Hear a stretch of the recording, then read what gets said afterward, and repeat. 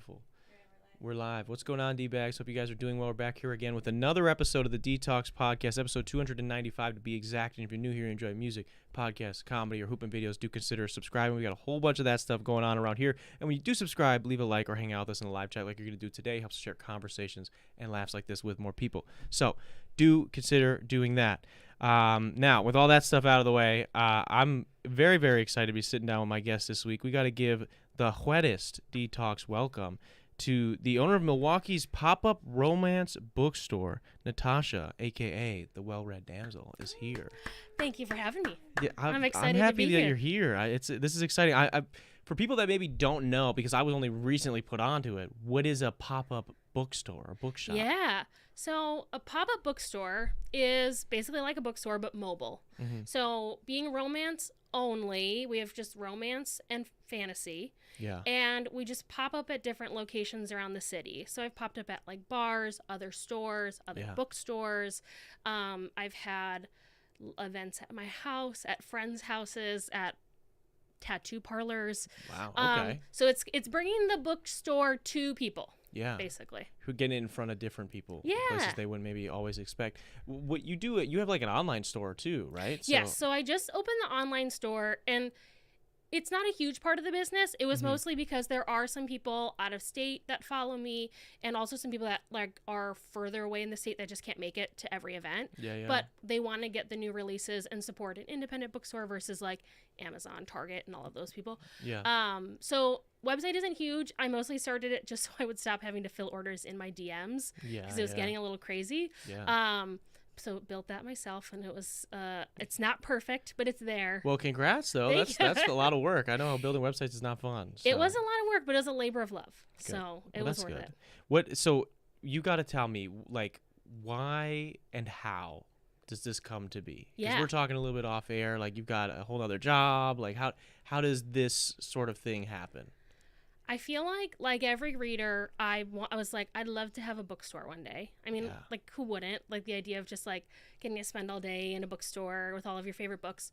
But I pretty much only exclusively read romance and fantasy. All right. My book club will sometimes make me read other things, and I usually very begrudgingly do. Yeah. So I wanted it to be a romance bookstore. There are a few romance bookstores around the country, some pretty big ones.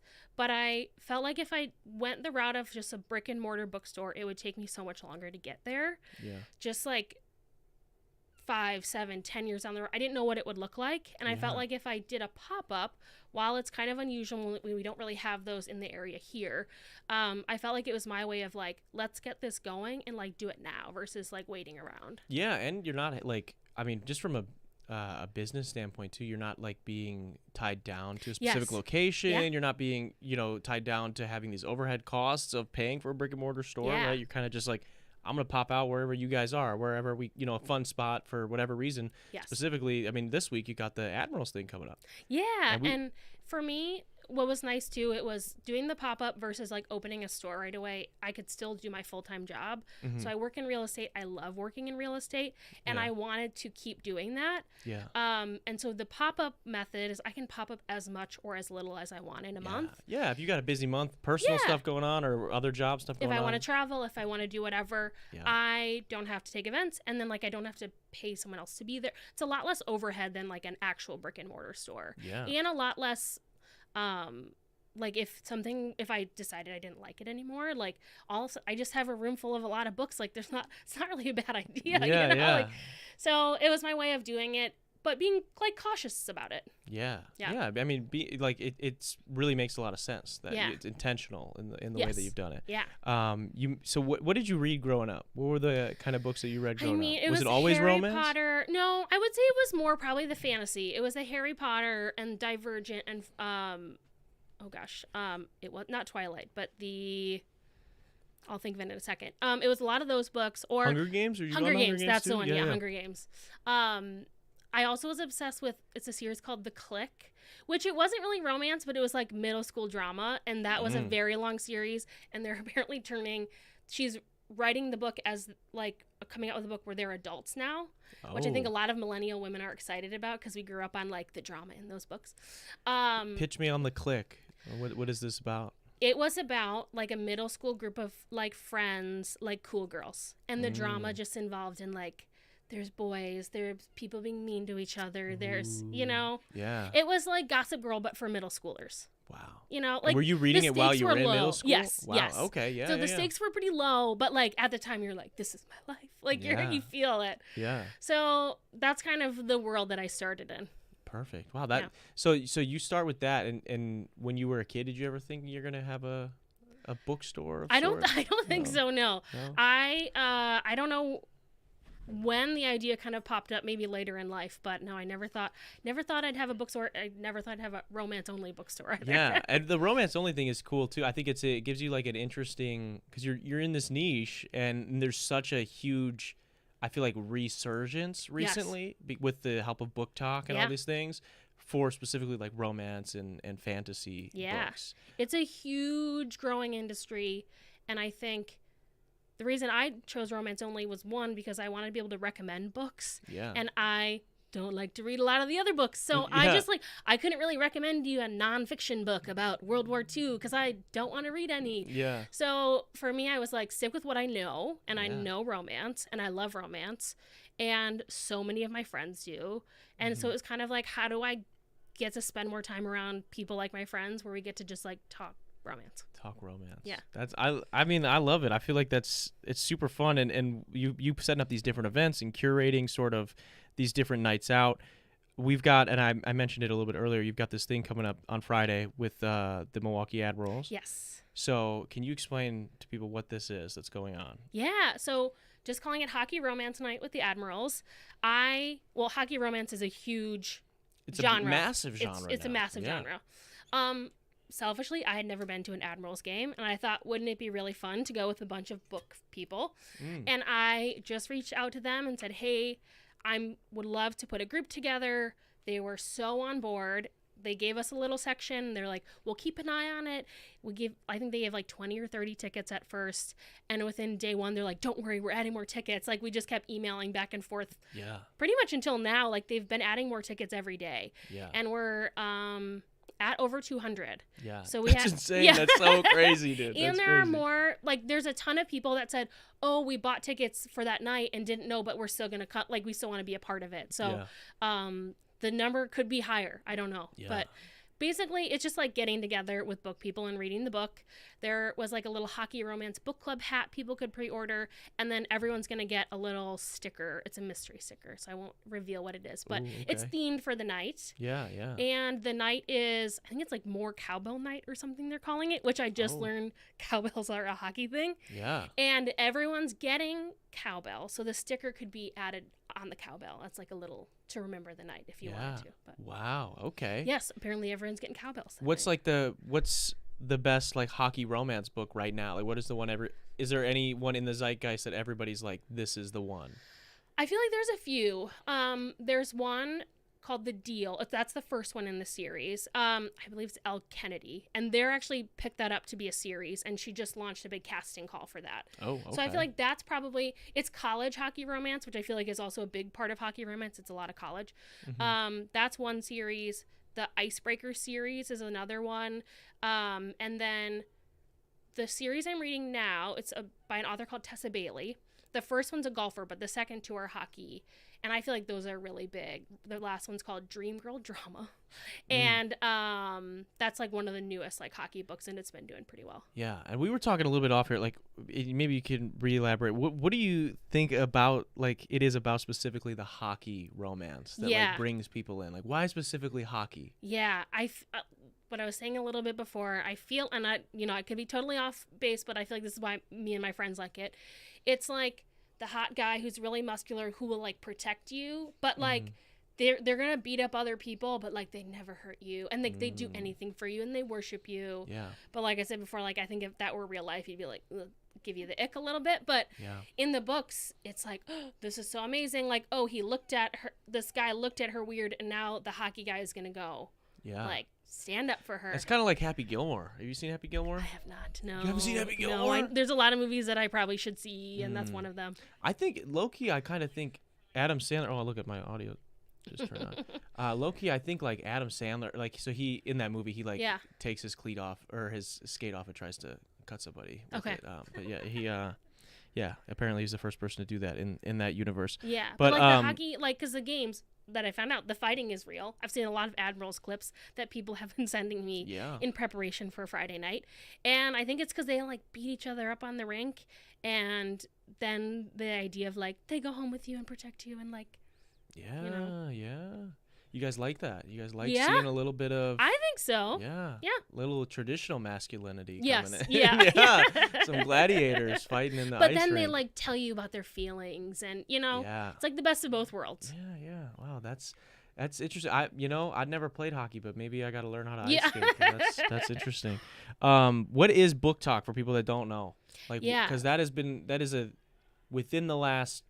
What, like 5 or 6 years is really when TikTok became a thing. Yeah, I would say Book Talk and then Bookstagram kind of came a little bit later. But Book Talk there's a lot of influencers and readers that just started sharing what they were reading, what they recommending books to people, kind of going into detail what these books are about. And I think very specifically, there's a lot of romance and fantasy books that are talked about on Book Talk. Yeah. But Book Talkers and Bookstagrammers are just kind of influencers who love to read and share their love of reading. And now they're kind of an integral part of like the publishing process because a lot of them are given what we are called ARCs, advanced reader copies. Yeah. So in order to publish a book, an author wants to have reviews out. So when people go to buy it that first day, they can see the reviews and so read what it's about. So a lot of Book Talkers and Bookstagrammers are getting those ARCs so that they can share with their audience, hey, I love this book or I didn't love this book, and in hopes that it'll then boost sales. Isn't that wild now how it's like shifted? Like before, like I mean even 10 years ago, like you'd be on like Ellen and Oprah and like you'd be doing that circuit, and now it's like now you're sort of exclusively sending it to influencers. Yes. And it's the same thing, like I'm a big Lego enthusiast. It's like, dude, it's every Lego YouTuber that's like in their community gets the sets early. Yep. I watch them build it and listen to it. I'm like, dude, I want to buy this shit so bad. And it's like that's literally what it is now. They are an integral part. They're basically, at least from in my estimation, probably 90% of the marketing now. Yeah, and I mean if you think about it, they're just paying for the cost of the book. So they're not really paying for the ad space. Yeah. They're just sending the book out and people are making the content. And sometimes they love the book and sometimes they don't love the book. Like most of them will be honest with you, and I think that's kind of what makes Book Talk special. You're going to hear the good and the bad. Yeah. What do you like? What did you not love about Book Talk? Is there anything like that comes with it that maybe like as a reader, as someone who has a bookstore, like is there anything that maybe is not the greatest, that maybe any gripes you have with Book Talk? I mean, I feel like with anything that kind of gets there are some books that get like just so blown out of proportion. And I think it starts from maybe some Book Talkers, Bookstagrammers that are just like sharing it because they like want to share it. Maybe they didn't necessarily like it, but I know there's some books that you read and you're like, oh, that wasn't really worth the hype, but there's a million videos made about it, but I didn't really like it. Yeah. I feel like that's really my only thing. I think the rest of it really is just people who get to make content out of their homes, who enjoy reading, and it's pretty awesome. Yeah, I think it's cool that it's just like so many different people. It's interesting because there's so many different genres of books within Book Talk, right? Like, I should say Book Talk. The Book Talk I know is romance and fantasy. Yeah. Like there's different sides. Like even so like TikTok as a whole, there's different sides of it. Like I wouldn't say that I'm really on much Book Talk, but like even within Book Talk, there's different segments. Yes. It's just massive. You know. From what you read in the romance side of things, is it all smut? No, it's not. Because this is a big dialogue I hear. There's a lot of people that try to put it down, and they're like, you guys are just reading porn. Yeah, and I mean, there are some that you open it and it's like from page 1, you're like, that's porn. Like, you're like, there definitely are books like that. Yeah. But there's also a lot of books that are, we call them clean romance or closed door romance. Like, clean romance is going to really... You're going to get the romance, but, like, there's nothing, like, sexual happening in the book. Yeah. Closed door is, like, they're doing something, but basically, like, they walk into the room, the door closes, fade to black, it's the next day. Yeah. It's kind of like what you'd see in, like, a TV show. Yeah. So you know what's going on, but it's different. So there's, like, a whole variety. And there's writers that specifically only write clean romances. Yeah. For whatever reason. There's also YA romances, like young adult romances. So those are geared towards like high schoolers. And there's also middle school romances geared towards middle schoolers. So obviously those are going to be really clean. And the YA romances are hugely popular among adults too. Yeah. So it's not all smut. Now, a lot of people do like the smut. Yeah. I was saying, a lot of people and there are do some books where you get a little bit of everything, right? Yeah. But it's not all, even though I have a sign that says I'm the local smut dealer, it is not all smut. Yeah. That's fair. It's just something fun to play into. Yeah. That is become like with any big movement, you know, people that aren't inside of that movement are going to like latch onto the things that are kind of like eye-catching. And that's one of the things where it's like to the average person who maybe reads a completely different genre of book or doesn't read at all. Yeah. And they hear like, this author's describing to you what we're doing with this. I've heard about this chair scene.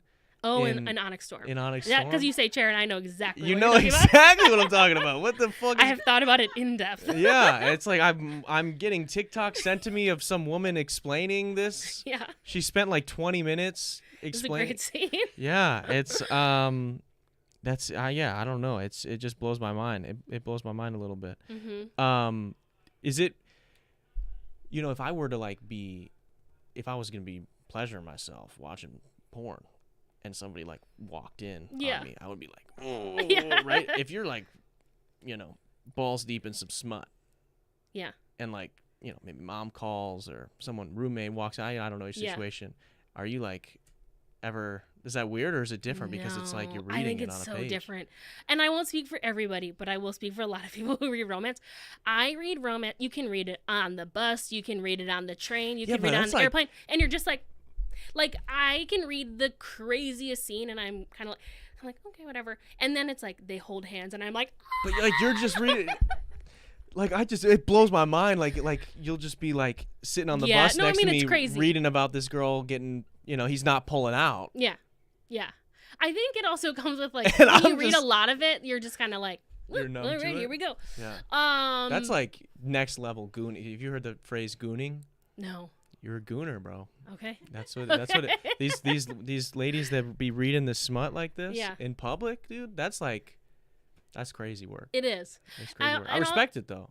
I gotta get on that level. It's the best, like Kindles and like the new like romance covers used to have those like embarrassing covers that I always talk about with like the guy with like the ripped open shirt and the long hair and the like blowing in the breeze, you know.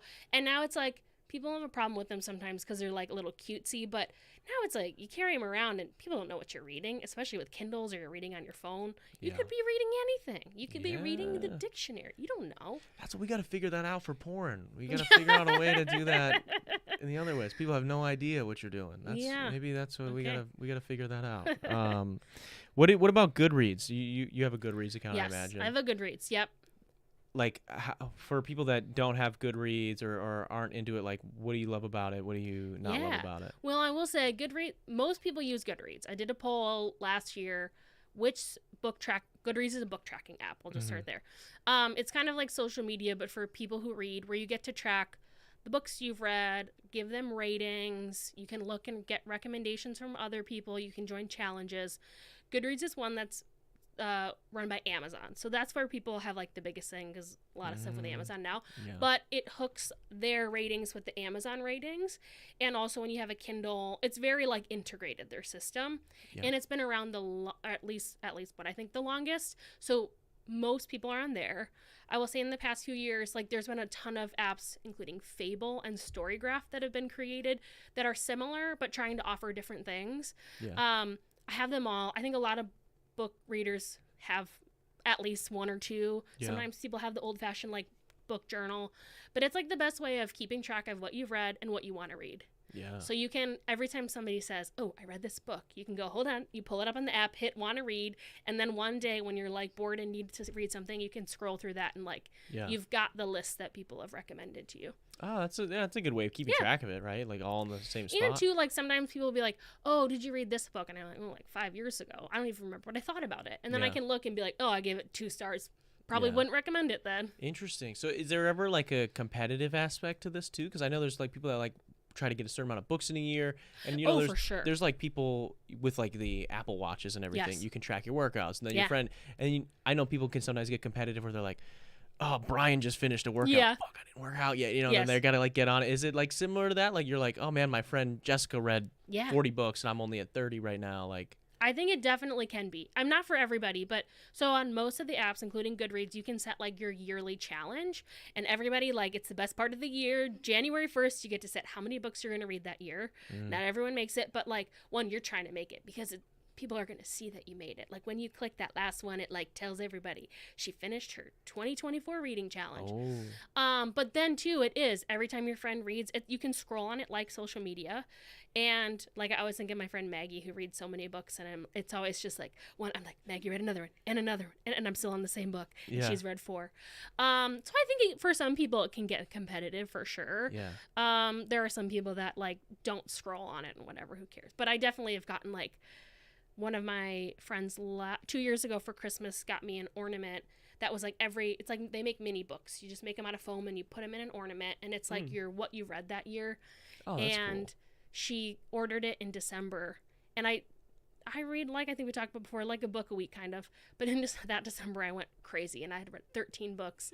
And there were 13 books that were not in the ornament, and I remember she was like, every time you added one of those books I got so mad because it was one that was not going to be in the ornament. Yeah. And I was like, I'm sorry, but That's insane. 13 in a month is crazy. What's the most you've ever read in a year or in a month or whatever, like in any span of time? I average like a little over 50 books a year. That was, I mean, like December, because it's a slow time in real estate, so I usually just like read, and it's like I'm cooking a lot, so doing a lot of audiobooks. I think last year I did 15 in December. Oh, okay. So that's usually like and like now is a busy time for work, so I've read like maybe 2 books this month. So yeah. How do you feel about audiobooks and reading? Like, does that count as reading? There's some people are like super angry about it all the time. I see people get mad and they're like, oh, audiobooks doesn't count as reading. Yeah, I don't know. I think it counts. Yeah. I do a little bit of both, and I think like if people are reading, like who cares how they're reading? Yeah. I also, and who knows if this is true, but I've seen on TikTok that because you're listening to it, you're actually picking up on every word. But when you're reading, a lot of the times the way our brains work is we're skipping over words because we recognize like familiar patterns. So they say you're actually taking in more words when you're doing audiobooks, which I guess makes you smarter. So yeah, there's that argument. Maybe people who are doing audiobooks are smarter. I don't know. So that's what I used to think. Well, when I was in like high school and stuff, I would hate like read whatever the assigned reading was. So I would just put on a YouTube audiobook, if someone like ripped the audiobook on there, and I would listen to it instead of actually reading the books. So I liked it then, and then I got into reading a few years back, and I was kind of like under this similar or popular assumption of like, I don't know if audiobooks really counts, and I don't. And then recently, I've kind of come back around where I think I saw John Green talk about it, and he was just like, dude, if you're taking the information in, exactly, then you're taking the information in, like you still read it. Like, sure, if someone says I read 400, they put 400 books on their Goodreads, and every single one of them was an audiobook. No, you did not read 400 books. Fuck you. But you know what I mean? Like, if you read it, like if you listen to the book, you listen to the book. I don't know. I also think, there's people that can't necessarily read books anyways for a variety of different reasons. So, so I think audiobooks are books, and I love them. I would say like maybe a third of the books I read are audiobooks. Yeah. I think it's like, again, like if you're taking it in and you're supposed to be like, I mean, what's like the point of a book or of literature? Like, you're supposed to be like either like informed or entertained or whatever. And it's like, if you're getting that, it's no different than if your mom read you a book when you were going to sleep or something. That would count as you read that book with your mom. So I don't know. Like there are some books that I struggle to get through reading, and then I put on the audiobook and I'm like, oh, I love that book. Yeah. Like, it's just a different experience. Could the narrator make or break an audiobook? Yes, there are some audiobooks I start and I'm like, nope, never mind. I'm going to pick up that book. I don't know what this voice is. Especially I read and I forget the name of the book, but it was a thriller for one of my book clubs, and there was like a little girl voice, and I was like, nope, I'm picking up the book. Like, it was just like an adult woman making like a little girl voice, and I was like, this is so not. Oh, do they like do different voices? Yes. Like, it's one person doing different voices? Most of the time, yeah. There are some books now that they've gotten into like having like a male or a female voice, or there are some series like the ACOTAR, Fourth Wing, that they've started doing. It's called graphic audios, and there's each person in the book is a cast. Wow. But those are like big productions. They're really long, and they're only doing it with like the big ones. But popular books sometimes will have a male or a female, but they're still doing the different voices in there. Like somebody's got an accent or not an accent, or it's an old person, or they're doing like different inflections. Yeah. So sometimes you're just like, that's not. God, that would be super fun to do the voice of a whole book. I think it'd be so fun. Yeah. I have too much of like a Wisconsin accent, so it's not for me. Yeah, but it'd be hilarious to like hear you do like a bunch of different voices. If it's a book set in Wisconsin, I would be really good at it. Yeah. I'd really give people the vibe. That would be of what Wisconsin is like. That would be excellent. We got Gels in the Chest says, OMG, I read The Click. And we've got, how do you feel about Allie? Who's this? Allie Hazelwood? Do you know Allie Hazelwood? I do know Allie Hazelwood. Okay, I like Allie Hazelwood. So a lot of her books are based on like women in STEM. So like, either students or professors or getting their PhDs in a variety of STEM fields. I've always liked her books. Love Theoretically has been one of my favorites. Some of them are not my favorite, but then she just had one called Deep End that came out. Like best book of like the last year for me. Really? I loved it so much. It was about a swimmer and a diver, an Olympic swimmer and a college diver. They're both in college together. And as someone who cannot really swim, I still loved it. Like I wanted to go jump in a pool and like find my Olympic diver. I was like, I can do this. She writes, this one was smutty. It's a little kinky too. So it's not for everybody. But what kind of kinks we talking? It's like light. They'd call it light BDSM. If we're talking tropes, it's light though. Yeah. Okay. So look at the trigger warnings before reading it. But she writes like love and like tension. So the best scenes in the book were like, and he stared at her across the room, and you're like, like you're just like freaking out because it's like she's building up the world so well. I could read about that couple for like the rest of my life, but it sadly ended. That was Deep End, you said? Deep End, which it was funny when you started. So she originally wanted to name the book Wet, and her publisher shot it down. Wow. So for most of Book Talk, we publicly recognize that it is not called Deep End, it is called Wet, because that's what it should have been named. Yeah, based on what you're saying, I think it should have been Wet. Yeah, it absolutely should have been Wet. So you mentioned some tropes in there. I wanna like, just in general, maybe give me some of your top tropes, and then we're gonna get into. I've got something fun planned for us. Yeah. Okay, I love it. Okay, I'll just think like off the top of my head, enemies to lovers. Yeah. I love it. Rivals to lovers. Anything where there's like angst. One bed. Oh, they came. There's only one bed. There's only one tent. There's only one. Yeah, forced proximity all the way. But specifically, when there's only one bed, what are you gonna do? You know, that's the best. I'm trying to think what else. I do love a slow burn. Like we're kind of building up to things. Yeah. I can't think of any others off the top. Those are like my go-to. Those are the go-tos. Why do you think? What is it about the one bed? No, that's sure what I keep trying to a therapist about it. I keep trying to figure this out. I keep hearing about the enemies to lovers and the one bed. What is it? What do you think it is about enemies to lovers that fascinates so many people? Or maybe it just fascinates yourself, because obviously it's in almost every book, I feel like, is enemies to lovers. I feel like this is one of the tropes I don't really like, is friends to lovers. I'm kind of like, well, that's kind of boring. And there are many great books that are friends to lovers, and I know people love it. But for me, I'm like, I just love that there's like this tension. And like they hate each other, but you're like, you know what's coming. You know that they're one, they probably don't hate each other now. And two, they're definitely not going to hate each other later. So I don't know. I think it's like the build-up for me that's really fun.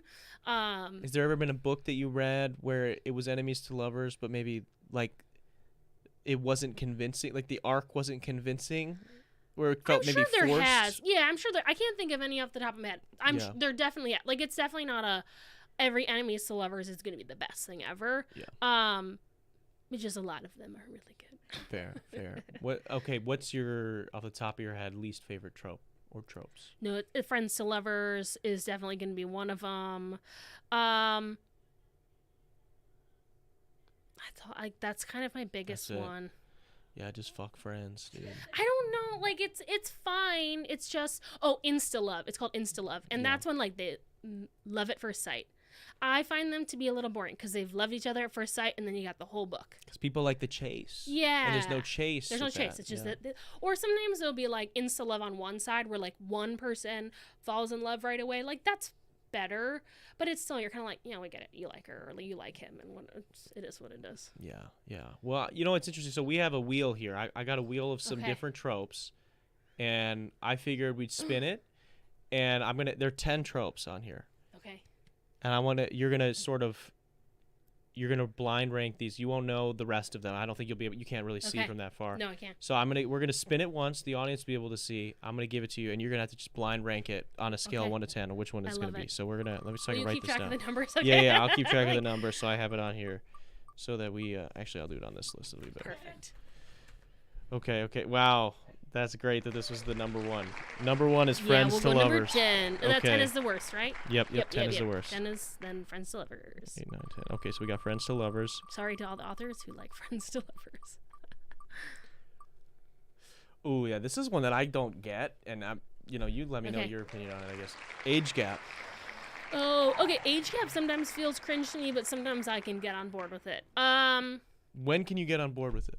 Well, When there it's was like vampires? vampires. Yeah, like when it's like a 300-year-old person and a 20-year-old. Like that should worry me, but I'm kind of like, all right, I'm here for it. And you're like, yeah. I mean, at that Yeah. point, it's like so exaggerated that it's like, Let's do it. Who cares? They're also like their age barely matters. They're gonna be around forever. yeah. So I feel like I don't mind that. Okay. So I would give it like a. I would give it. Where are we putting this on the? I don't want to rank it too high because it's my favorite. Maybe like a 7. 7. Okay, we're gonna go age gap. That's 7.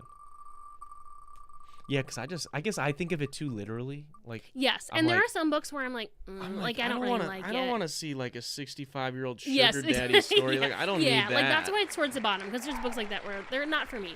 Yeah.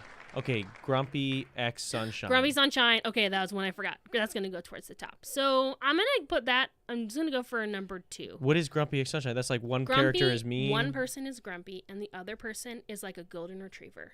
It's like they're happy, they're peppy, they're whatever. Life is sunshine and rainbows, and the grumpy is like, this person drives me crazy because they're so happy, but like really, they love them. You know, it's like so yeah. Grumpy Sunshine. It's kind of that similar enemies to lovers thing where there's like this like bickering. They're almost opposites. Yeah, they're attract. bickering, Yeah. and there's that tension of like they don't get along because they're so different. Yeah.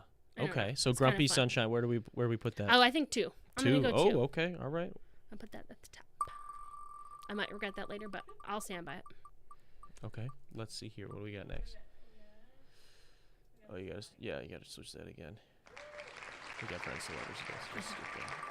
I should have set it up so that it would like delete them as. Yeah, I threw this together. Dude. All right, you're about to get fired. You're about to get fired off the wheel. What's a good Grumpy X Sunshine book? Oh, there's so many. There's one. Oh, and I'm gonna kill myself for not knowing the name. It's about the Loch Ness monster. It's the real hear me out Whoa. kind of a book. Whoa. And the Loch Ness monster is it's a shifter romance. So the Loch Ness monster becomes. He is a man, but like sometimes he becomes the Loch Ness monster, and that's a real Whoa. grumpy son. He's like an angry Scottish man, and she's like this peppy like American who like comes to Scotland and maybe So it's like Beauty doesn't- and the Beast, but with a Yes. Loch Ness monster. Yes, that's like kind of like shifter romances. Like it's like Really? yeah, there are like some of them are always in their beast form, but some of them are shifters. Is it always the beast form with a human woman? The ones that I've read, I don't think I've read any shifter with like the FMC or the female main character being the monster, but I'm sure Yeah. there are. Yeah. Interesting. Wow. Okay, we got a good one here. Slow burn. Slow burn is so good. I'll give it a 4. 4. We're putting slow burn Yeah. at 4. Okay. We still got some space left on this. Mhm. Let's see where I'm we're at spacing next. them out a little. Oh man, you got enemies to lovers. I'll do that as number 1. I'm okay giving that number 1. Yeah. I feel like that is. Rivals to lovers, Universal. enemies to lovers. It's the best. What else we got here? Oh, I guess you could delete them. Yeah, the ones we've already done. All right, fake dating. Oh, I forgot about fake dating. No, I love okay, shoot. That would be my number 0 if I could give it a number 0. I love fake dating and fake marriage and marriage of convenience. It's called when like somebody like for some reason has to get married to this random person. Like it never happens in real life, Yeah, but I've spent my life waiting for somebody to fake date or fake marry me, and it hasn't happened yet. really. So what's the highest one I can You give have it? 3 left. Like number 3. Okay, is the then we'll highest. give it number 3. Okay. It should really be 1. I don't know why I love it so much, but I just think everyone should fake date. I Yeah. don't know. Fake dating sounds. 1, 2, 3, 4. Yep. There we go. Insta love. Yeah, that can go at the bottom. That can go at the bottom. Did you ever read Big Fish? No. I've only seen the movie. I was gonna say they turned it into a movie. Yeah. The movie's great, but I would say that's like an insta love that I like. Yeah. Because he yearns the whole movie. Yeah. It's like they're not like together the whole movie. Oh, Forbidden Love. That'll go towards the top. What's the highest? I got 5. I'll give it a 5. Okay. I love it. I mean, it's like it goes back to like Romeo and Juliet. Like they're not supposed to be together. And the one I'm reading right now, Dream Girl Drama, it's another kind of a hear me out book. They're going to be step siblings, but they're adults. Again, I'm gonna go back. They're adult people who met before their parents, announced that they were dating and getting married. So they're like late 20-year-olds who met and now all of a sudden are becoming step siblings. And I'm at the point. I mean, something's gonna happen. Nothing's happened yet, but like it's that. Oh, they definitely shouldn't be doing this. And you said they're in their 20s. Yeah. Okay. And they didn't know each other when they're younger. You know what I mean? It's yeah. Tessa Bailey, Dream Girl Drama. Interesting. Wow. Mm-hmm. I knew some people in real life that it wasn't exact. It was 2 brothers, and one of them, they both started dating these 2 sisters pretty close to around the same time. I can't remember who started dating one first, but they did for like a couple of years each. Wow. Like at the same time, you had like I mean, I feel like I see it on TikTok, like fraternal twins, like or identical twins dating other identical twins. There's a couple people because I've seen it on videos. My thing is like I don't know that it's wrong, but I don't know that it's right. It's interesting. Either. Yeah. I don't know how to feel about it. Okay, let's see what we got here. We got 2 left. We got the classic love triangle. Okay, I'll put love triangle towards the bottom. I will say in high school, we had a speech class and we had to give like a final presentation on any topic we wanted. And I chose why love triangles are stupid. And I talked about love triangles in books. And it just bothers, like I get the point of it, like the Twilight, like Jacob or whatever, like Edward. Like it's just kind of like, I want one person. It's too much. It's too much to have the options. Yeah. You don't like the drama of it though? Like, who's she gonna pick? Well, no, that stresses me out because I'm like, it needs to be this person I like, and if it's not, I'm gonna be really upset. So that's where I don't like. It's just the like uncertainty of, is this gonna be anyone who's read A Court of Thorns and Roses, like a Tamlin situation where it seems like she's gonna end up with this guy, but this guy ends up being like a jerk, and now it's really another guy. It's I don't know. It stresses me out too much. Yeah, that's fair. Who were you, team Edward or Jacob? I was team Edward. Yeah? Yeah. I think most people were. I think people were. Yeah. I think people are lying to themselves if they were team Jacob. I think once Jacob imprinted on a baby, I was like, nah, I'm happy with my choice. That's fucking insane, dude. Yeah. And it made it worse, like seeing it like reading it was different, but seeing it in the movie it really hit, like, that's weird. Yeah, so weird. Did you ever watch Vampire Diaries or read Vampire Diaries? Oh, yeah. And The Originals was a spinoff, and then they had another spinoff called Legacies. Legacies, yeah. And I haven't seen all of them, but I've seen a lot. I had to stop watching Legacy. I was like, for my own like pride, I was like, I'm not gonna watch a spinoff of a spinoff, dude. I have to stop somewhere. I did watch the first 2 seasons, but then it was kind of like, oh boy, it's kind of going downhill from here. But no, I've seen those all. Who were you, team Stefan or Damon? I was team. Well, I was at the beginning. I was definitely team Stefan. Yeah.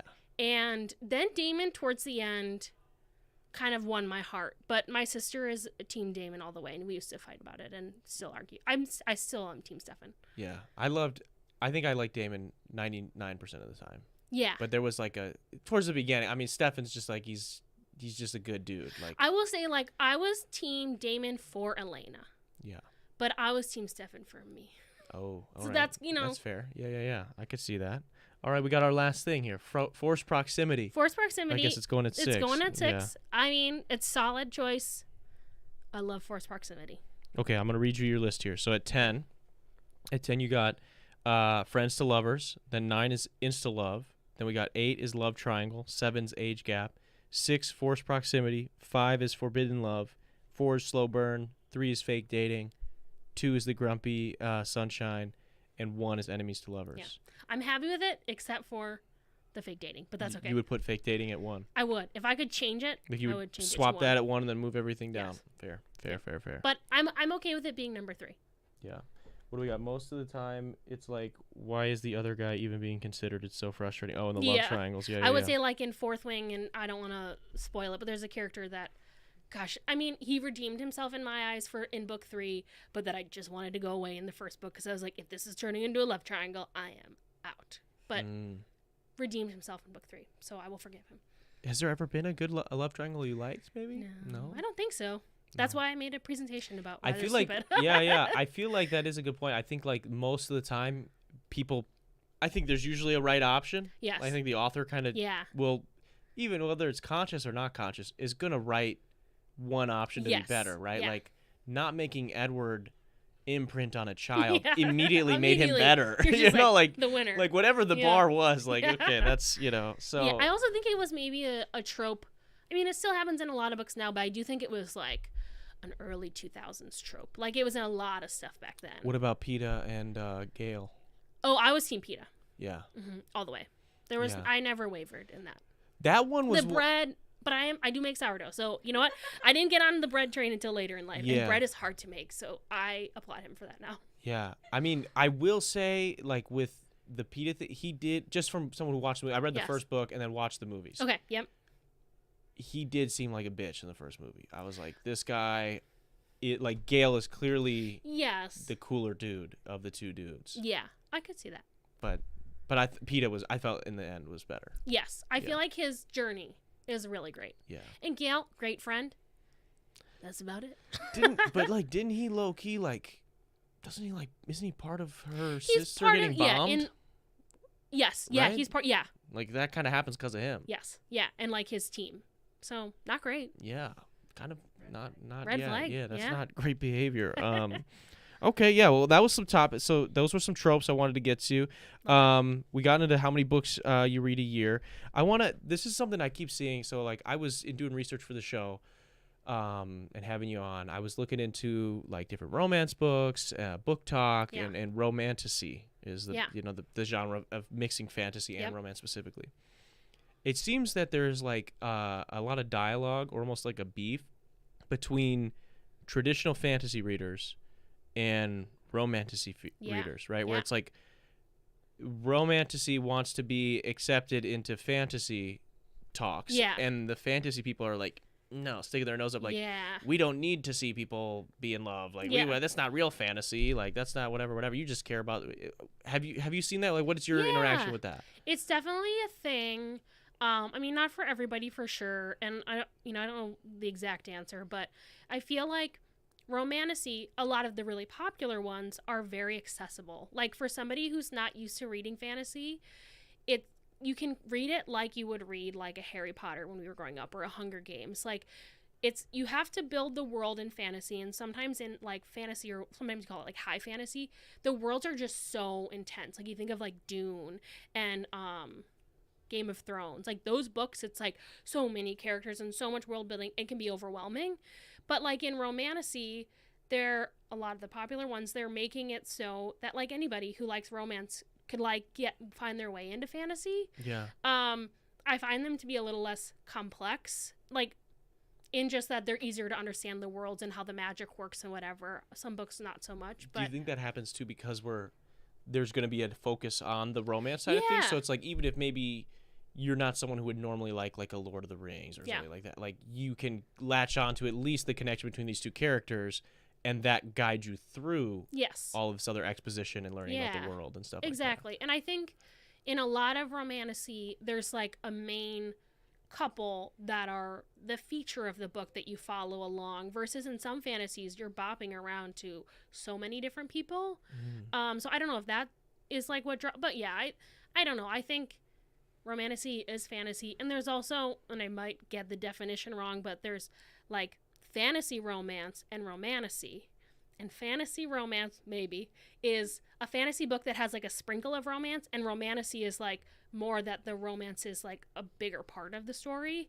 So there's also like differentiating between that too. But it's like, if you like the book, who cares? Yeah. You know? Yeah, And if it's about dragons or magic or it's a fantasy book. It's yeah, that's what I'm gonna say. Like, it's fantasy. I don't know what to tell you. Like, I can't call this nonfiction, bro. Like, it is what it is. Well, you never know. Yeah, I guess. Yeah. It's just, it's interesting. I think like having stories like that too. When you mentioned Harry Potter. Now I'm just thinking about it now. Like, reasons that maybe Harry Potter and even like when you look at like the Hunger Games or these books are so well done is because they do sort of slowly build you into the world. Like, sure, they're gonna have exposition and stuff like that as the series goes on that you have to like understand so that you can know how the world works. Yeah. But like, because you're focused on a couple of characters in this larger world, it sort of makes it feel almost like you're going to a new college. Yes. Like it has this like very much relatable vibe of like whatever the world is. If it's a fantasy world, if it's whatever, you're following these couple of characters as opposed to like 18 and like you said, bouncing around. I think that does help. And I think a lot of those too will have that main character like the Harry Potter where they're new to the world too. So you're figuring it out as they're figuring it out surrogate for versus the audience, like being dropped into it in the middle of it. And I think that's like you get that in ACOTAR. In Fourth Wing, I mean, it's like her first day at the school. Like, so you're getting that because they're also being introduced to everything. So it's like an easier way to introduce yourself to the world, I guess. Yeah, I think it makes sense to do it that way. Yeah. It's just way easier. What do you think the biggest misconception is about either book talk, whether it's romance novels specifically, whatever, anything like about either what you do or the world that you inhabit? Like, what is like the biggest misunderstood thing? Yeah, I think it's just the making fun of it. Like the people that make fun of people that read smut or read romance. I think Book Talk, thankfully, shed light on romance readers, gave romance readers a platform. So it's not like, your aunt that used to have the cowboy book and like everyone would make fun of her. Like the community is rallying around each other to be like, this is what we read and we like it and we don't care. So I think it's just the people that downplay it or just call it smut. Like these are amazing. Like, I mean, some of them, yes, they are very smutty, but like they're escapes. And like, it's the same as like watching a TV show or watching a movie. Like there are smutty TV shows and movies too. Oh yeah. And some of them are like beautiful works of art. So it's just people who should just mind their own business and let us read our smut. Yeah, read the smut. Yeah. Read it on the train, dude. Let's go. Read it wherever you want. Yeah. What is the difference between spice and smut? Because I saw that a bunch too in like researching. And I guess I'll just like guess the definition. But well, spice, like talking about the book's level of spice. Like there could be a book that's like, I think that's where usually the word spice comes in. Like a clean romance is going to have no spice. And then there are some books that it's like light spice. Like they kind of get into some of the stuff. And then there's like a 3 spice level, and that's like gets pretty crazy. And then there's 5 and you're like, oh boy, buckle up. Like, so spice is kind of like a range, and smut I would say is probably like the 5 level spice, know, if we're really going like the 3 to 5 level, like we're going there.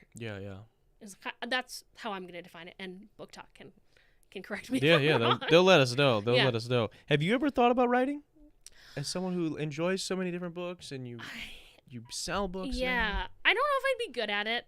Okay. I got my tarot card read at one of my events for the first time ever, and she told me that in 10 years I'm going to write a romance book. So, I mean, never say never. Apparently it's going to happen in 10 years, but I don't have any plans on it. I just don't know if I could do it. I've met so many writers doing this, and like it's a very daunting task. Yeah.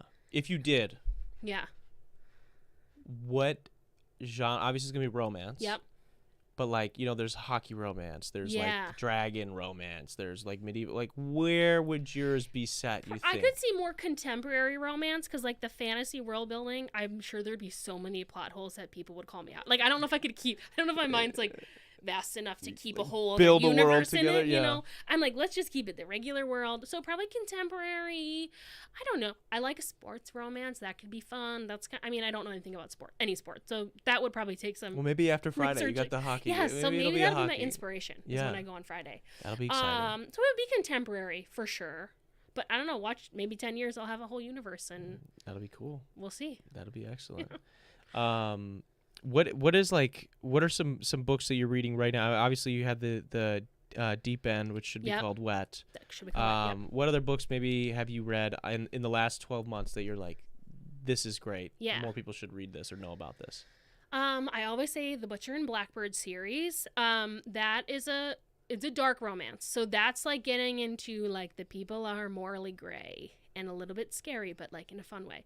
And that series is, the first one is two serial killers who fall in love, but Whoa. they're serial killers that kill other serial killers. So it's kind of like Dexter. Yeah. Yes, but like romance. You have to read the trigger warnings. If you are queasy, it is not for you. It is wild. Yeah. And there's 3 of them. The 3rd one just came out. So that whole series I've read in the past 12 months and I loved it. Serial killers getting it on. Yeah. That would be. It's different. Yeah, that is different. That's why I liked it. You know, as like, I mean, it would be pretty insane to be a serial killer and to trust someone enough to fall in love with them. Yes. And that's kind of where the first and know that they're also a serial killer, because Mhm. like you know you're both capable of some shit. Yeah, that's kind of where the first one's kind of, you get that little bit of like, ooh, like it could kill each other, but maybe they do, maybe they don't. I'm not gonna spoil it. Yeah. Okay. Another one, and anything Emily Henry, I love. She's like contemporary romance, but her book Funny Story just came out. And that one was like one of my favorite of hers. And I love the story Book Lovers. Hers are like, if like a Hallmark movie, but like really highbrow. I don't like, it's that kind of journey, but like the way she writes is like so witty, so funny, and like I literally laugh and like sob in, like, you just never know what you're gonna get, because you're like, you feel these characters. So like that one to me, like, I think she's one of my favorite authors in general, but Funny Story came out and that was one of my favorite of hers. Another Hear Me Out is Lights Out by Nevessa Allen, I think is how you pronounce her name. He is a stalker, okay? And this okay. Jesus Christ. But he's a stalker with a heart of gold. Okay? So Yeah. what's nice about it, and I do, even though I sell books, I always say the audiobook is superior. He stalks her, but like to protect her. So, Sure. and you find out behind, like, you get to hear his inner monologue. So you find out why he's stalking her. And that's a good one. Wow.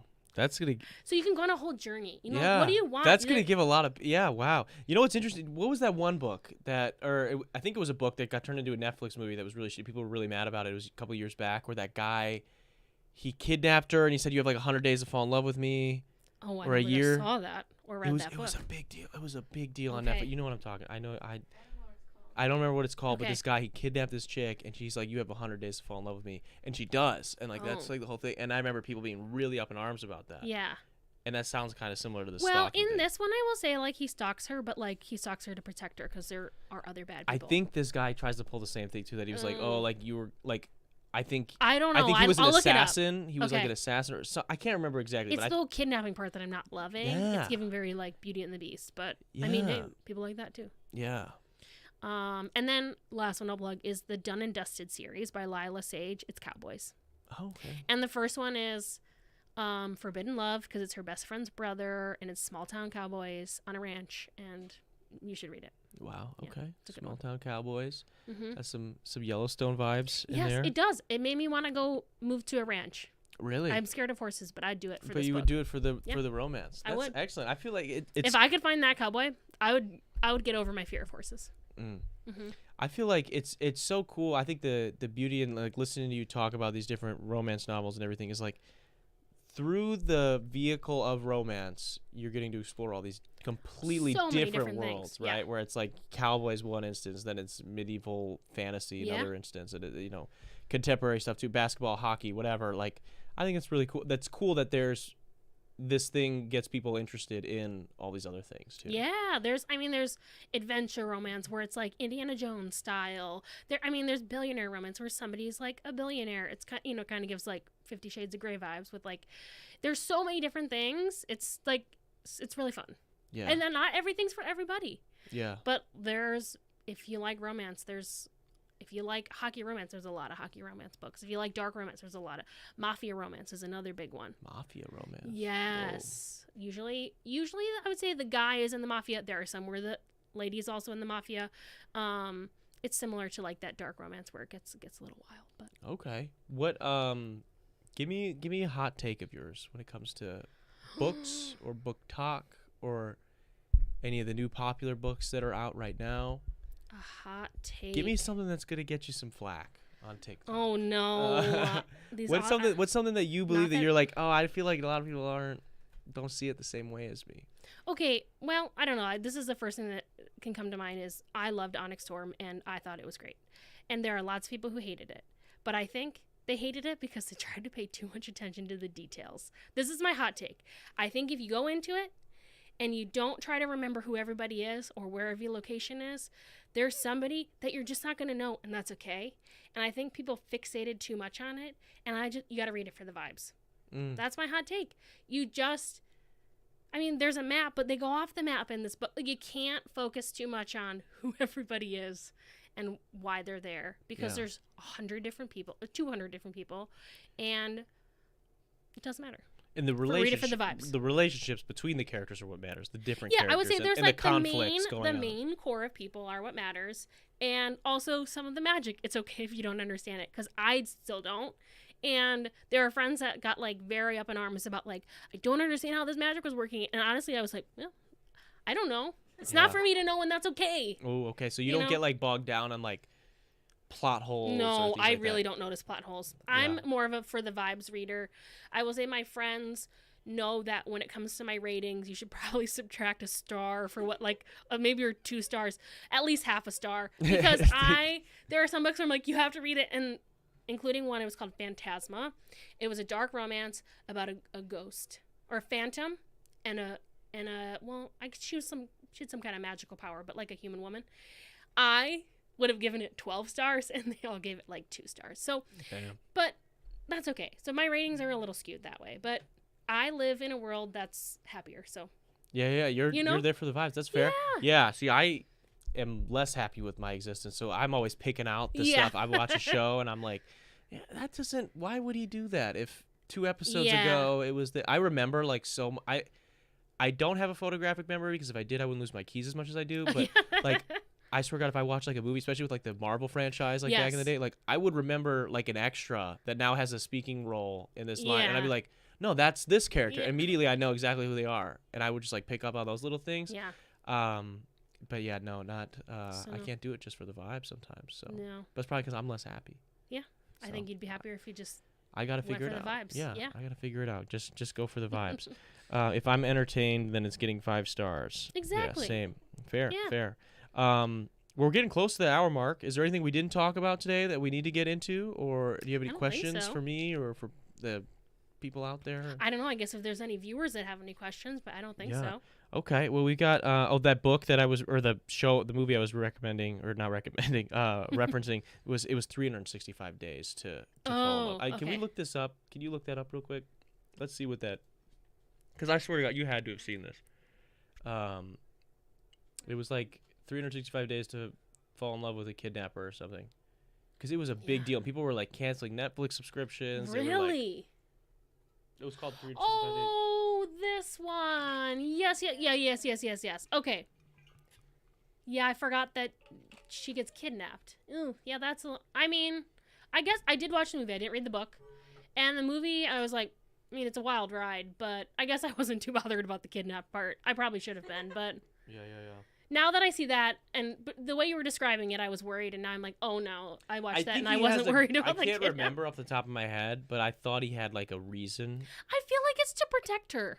Yeah. But I could be totally wrong. When it's to protect her, I'm like, well... Yeah, so that's what, if... I'm not calling for anybody to kidnap people. No, but if you were doing it, as long as you do it because you want to protect people either. Yeah, as long as you're protecting them, though. Well, I can't condone that. That's just a slippery slope, though. I did, though. I told my friends after I finished the book, I'd like walk my dog alone at night, and I was kind of, instead of being scared, I was kind of like, wonder if anybody's out there. Like, oh my God! I should go see a therapist, but that's okay. Yeah. Instead, I just read books. Yeah. Yeah, no, it does freak. Some of the tropes, man, they do freak me out a little bit. They do freak me out. Like, yeah, a stalker turned it into like. There's no scenario in real life. No, at all. Where and if you did, and I was your friend, and now you're like bringing this guy around, and like we're like out at a bar, and we're hanging out. Yeah, he just stalked me for a little. I feel like. Or he beats people up and kills them. Like, yeah. Okay. Oh, yeah. That's not cool. Like, yeah. I don't know. The bar is way lower in books, I think. Yeah. But, like, you get to know their personality. So Sure. You start to ignore some of the bad things. I guess, Some of the red flags become less red. It's sort of like that cliche of, like, you could just, like, give any villain a backstory, and now you're like, oh, I get it. There's a whole series about Disney villains that's Yes. turned into like dark romance.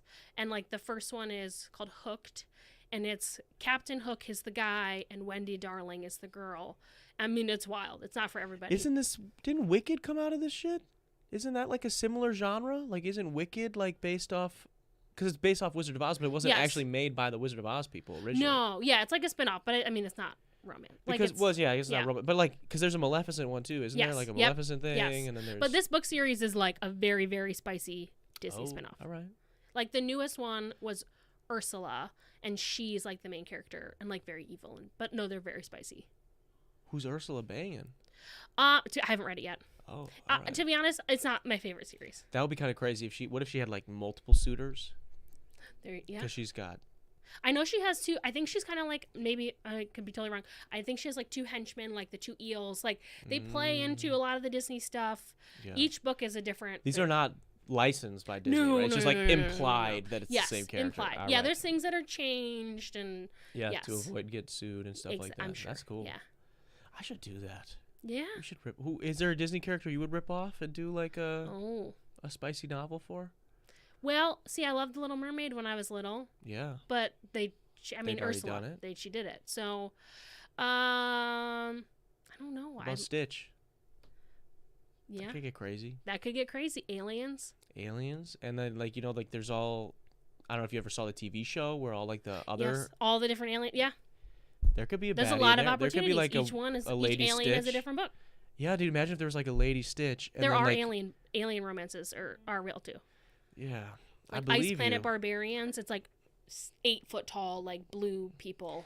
I believe you. Just I that have makes not me read feel those yet. uneasy. Those scare me a little I bit. don't know what it is about that Yeah. that makes me feel like this I'm is nervous. wrong. I will read it one day, but I'm a little nervous to read it. Even the morphing thing, like the beast Yes. thing, like where like I just don't know where. Like I understand it's an escape, so I try to like Yeah. give grace to that a little bit. But I am like, what is turning? I'm maybe not turning you on, but what is exciting you about the idea of like a 14-foot Yeah, like the Loch Beast Ness Man. Monster. Yeah.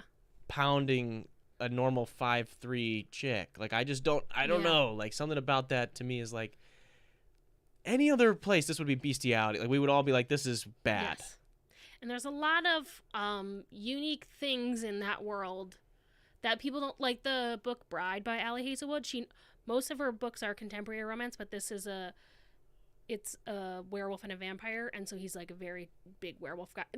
That's a very introductory thing into what we call the Omegaverse, which is like werewolves and other animal. It's there's some unique things that happen. It's not for everybody. Yeah. It I think like as a man listening to this, I think it would tell me if I was another dude, like it's not all about looks. Yes. You just gotta let them get to know your personality. Exactly. And you could be a Loch Ness monster. You could be the and Loch Ness monster, and you will still be fine. Yeah, you could still. I think you it's a could still make it beautiful work. lesson. It is. Mhm. We got Anne Rice did with an interview with a vampire, but she also did a series under a pseudonym that was more romantic and very sexual. I'm not sure exactly what that's Okay, I about, don't but know. thank you for the facts there. Good. I'll check it out.